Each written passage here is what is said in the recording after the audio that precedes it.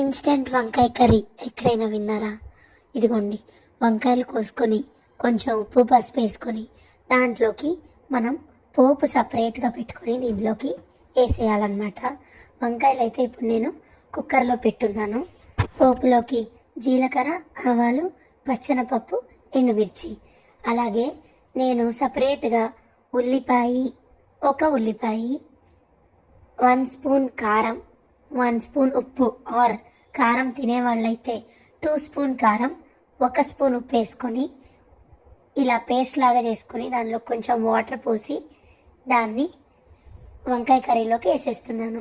ఇప్పుడు మనం కుక్కర్ పెట్టేసుకొని ఒక 3 విజిల్స్ తెప్పించుకున్నారంటే కర్రీ ఎలా ఉంటుందో తెలుసా?